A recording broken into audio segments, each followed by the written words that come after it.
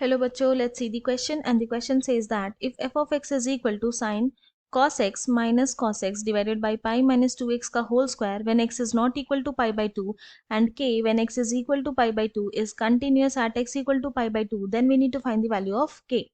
हमारे पास चार ऑप्शन गिवन है, आउट ऑफ विच कोई एक ऑप्शन ही करेक्ट होगा. Option A is 0, option B is 1/2, option C is 1 and option D is -1. तो हम लोग क्या करेंगे, यहाँ पे सबसे पहले हमारा की कॉन्सेप्ट लिख लेंगे जो यूज करने वाले हैं. तो हमारा जो फर्स्ट की कॉन्सेप्ट है वो ये है कि if function F of x is continuous at point x equal to a, then limit x tends to a f of x is equal to हो जाएगा f of a के. ये हमारा फर्स्ट की कॉन्सेप्ट. हमारा जो सेकेंड की concept है वो है limit x tends to 0 sin x by x is equal to होता है 1. एंड हमारा जो थर्ड की कॉन्सेप्ट है वो है sin x का expansion which is equal to होता है x minus x cube by 3 factorial plus x power 5 by 5 factorial minus so on. तो हम क्या करेंगे, ये तीनों की कॉन्सेप्ट का यूज करके अपने क्वेश्चन को सॉल्व करेंगे. तो हमें यहाँ पे फंक्शन गिवन है और ये बोला गया कि फंक्शन जो है वो कंटिन्यूअस है x equal to pi by 2 पे. तो k की वैल्यू फाइंड आउट करनी है.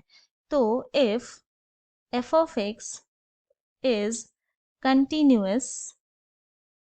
continuous at x equal to pi by 2, then limit x tends to pi by 2 f of x is equal to f of pi by 2 हो जाएगा. तो now this implies limit x tends to pi by 2. यहाँ पे हम लोग वो function लेंगे जब x not equal to pi by 2 हो. क्यों? क्योंकि यहाँ क्या बोल रहा है, x tending to pi by 2.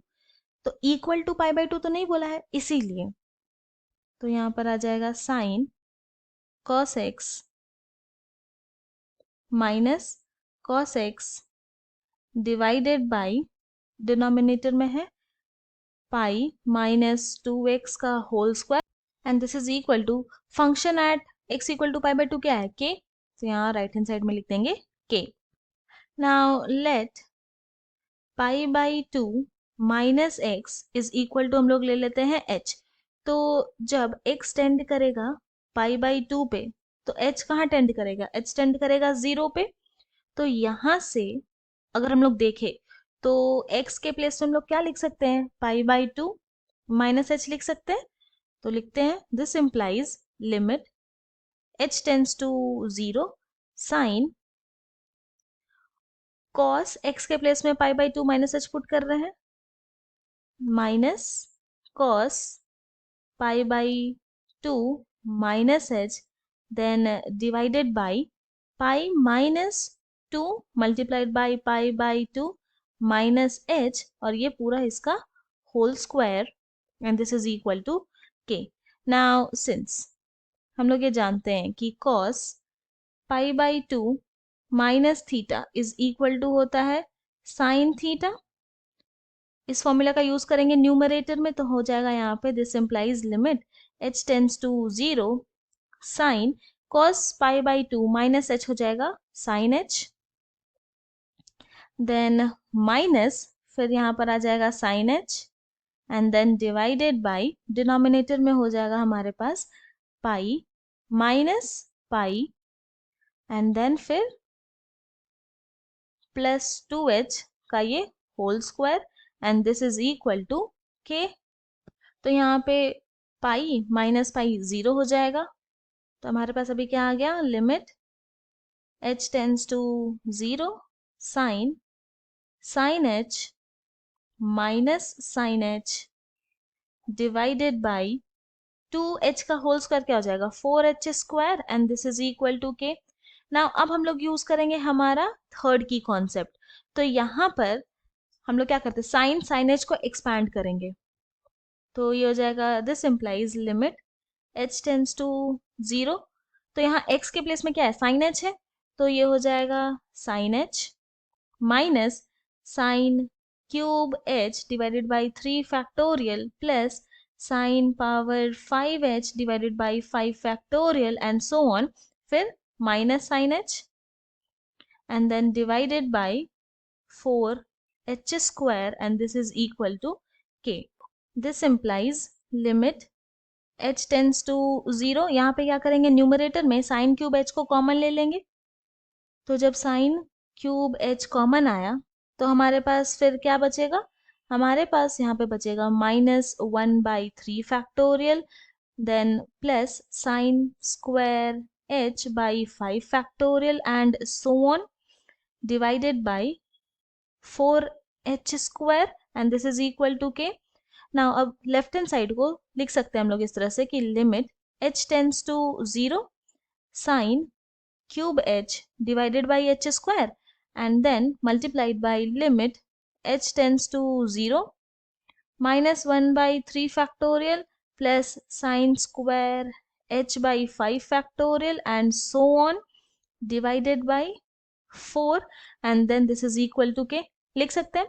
Now अब क्या करते हैं, यहाँ पे अगर हम लोग h से मल्टीप्लाई करें तो h से डिवाइड भी कर देंगे, तो दिस इम्प्लाइज हमारे पास क्या आ गया, limit h tends to 0 h sine cube h divided by h cube then multiplied by, यहाँ लिमिटिंग वैल्यू पुट करेंगे h का जो कि 0 है, तो हमारे पास क्या बचेगा -1/3 फैक्टोरियल देन प्लस ये 0 हो जाएगा एंड सो ऑन सब 0 होते जाएगा divided by 4 and this is equal to k. Now अब नेक्स्ट स्टेप में क्या करेंगे, this implies limit h tends to 0 h multiplied by sine h by h का होल क्यूब लिख सकते हैं इसको एंड देन फिर मल्टीप्लाइड बाई क्या बचेगा हमारे पास -1/3 फैक्टोरियल मल्टीप्लाइड बाई 4 यही आएगा and this is equal to k. तो क्योंकि -1/3 फैक्टोरियल मल्टीप्लाइड बाई 4 कांस्टेंट है तो लिमिट के बाहर उसको लिख सकते हैं, तो -1/3 फैक्टोरियल मल्टीप्लाइड बाई 4 देन अब लिमिट को डिस्ट्रीब्यूट करेंगे तो ये हो जाएगा limit h tends to 0 h multiplied by limit h tends to 0 sine h divided by h का ये cube is equal to k. तो अब हम लोग यहाँ यूज कर सकते हैं हमारा सेकेंड की कॉन्सेप्ट, तो दिस इम्प्लाइज यहाँ आ गया -1/3 factorial multiplied by 4 multiplied by limit h tends to 0 h क्या होगा, जब लिमिटिंग वैल्यू पुट करेंगे तो ये 0 होगा, फिर multiplied by limit h tends to 0 sine h by h का होल क्यूब 1 का क्यूब यानी कि 1 and this is equal to 0. तो यहाँ पे अगर 0 को किसी भी नंबर से मल्टीप्लाई करें तो 0 ही आएगा, तो k का वैल्यू क्या आ गया 0 और यही तो चाहिए था हमें. Hence the value of k is 0. ये हमारा फाइनल सोल्यूशन है एंड ये जो आंसर है ऑप्शन ए के साथ मैच करता है, इसलिए option A is correct. I hope you have understood it well. Thank you and best of luck.